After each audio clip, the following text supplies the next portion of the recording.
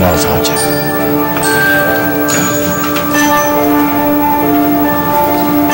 Sigurado ako nagsumbong na naman sa inyo si Eliza. Kaya niyo ako pinuntahan dito. Hindi pa kami nakakapag-usap ng kapatid mo. Kaya ako lang nalaman na nagbalik ka ng Pilipinas dahil sa lola mo. At alam ko rin na alam mong nawawala si Ninya. Yun naman po ang dahilan kung bakit ako bumalik. Para hanapin yung anak ko. Lisa Olivares, makinig kang mabuti. Kung gusto mo pang makita ang anak mo, maghahanda ka ng 300 milyong piso. 300 ano? 300 milyong piso. Bingi ka ba? Ha? Tig-1,000 ang gusto namin. At dadalhin mo yan sa lugar na iti-text ko sa'yo after 24 hours. Teka lang. Sandali lang. Parang masyado yatang malaki. Ano bang mas importante sa'yo? Ang buhay ng anak mo o ang pera mo?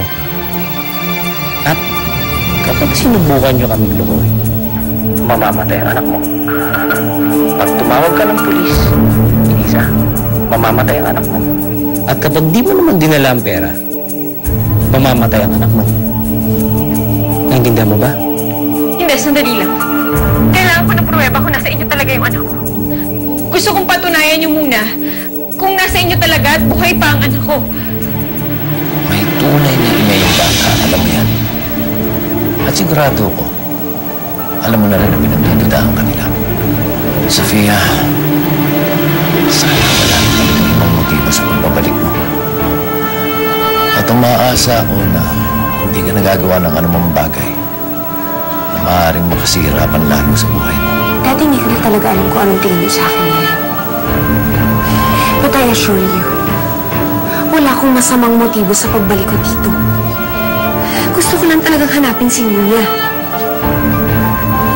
Sana naman po maniwala kayo sa akin.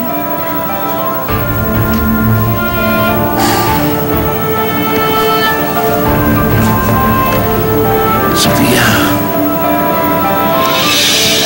anak pa rin kita. At mas pipiliin kong maniwala sa kung ano man sasabihin mo. Salamat.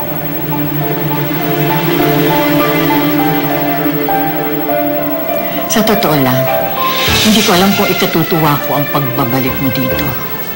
Dahil kasama mo pa rin yung babaeng yon. Alam niyo naman siguro ang feelings ko para kay Sofia, di ba, Dita? Pinag-aral kita ng pagdodoktor. Dapat matalino ka. Pero pagdating sa babaeng yun, wala kang utak. Ano na naman kayang gulo ang dadalhin sa iyo ng Sofia niyan ngayon na nagbalik kayo dito? Ano na naman kahihiya ng mapapasukan mo because of that woman?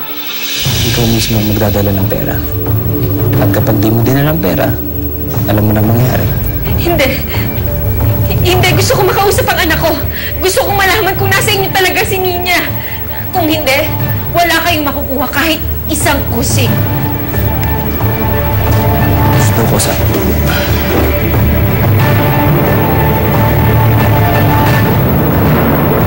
Lahat na lang ho kayo. Inaakusahan niyo na masama si Sofia. Tita, nagbago na ho si Sofia. Hindi na siya katulad ng dati, Tita. At sa tingin ko, gusto niyo talagang magbago. Kaya kahit ano pang sabihin niyo, Tita, hindi ko talaga iiwan si Sofia.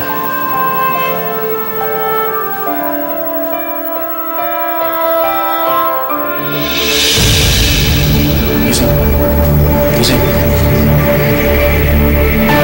Si Ninya ba nandyan? Sorry, Michael.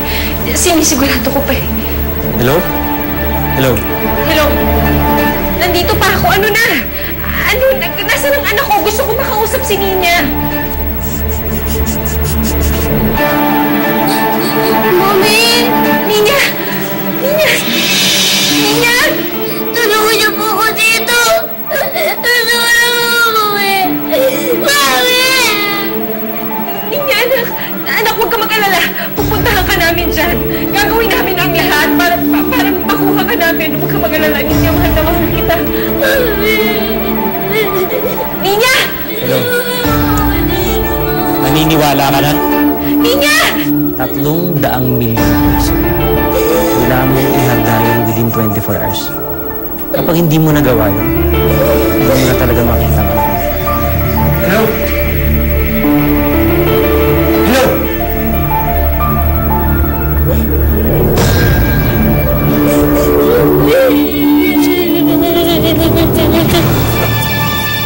Lumit ka.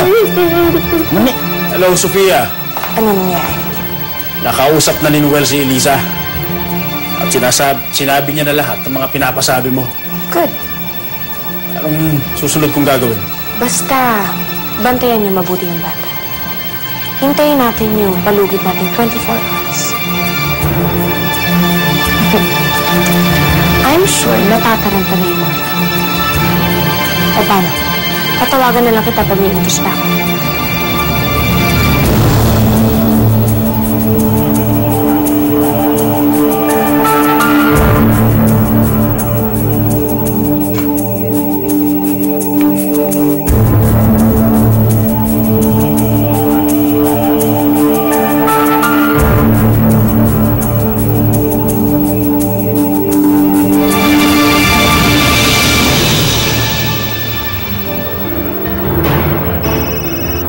Yes, ano yan, Cosme? Pare, na-identify ko na yung Sofia. Tama ka. Doon nga siya nakatira sa bahay ng doktor. Okay. Good. Kahit anong mangyari, man-manan mo lang siya. Pag lumabas siya ng bahay, sundan mo. Please, whatever it takes, sundan mo lang siya. Huwag mo siyang aalisan ng tingin. Malay mo, tama yung suspension ni Elisa. Reglado,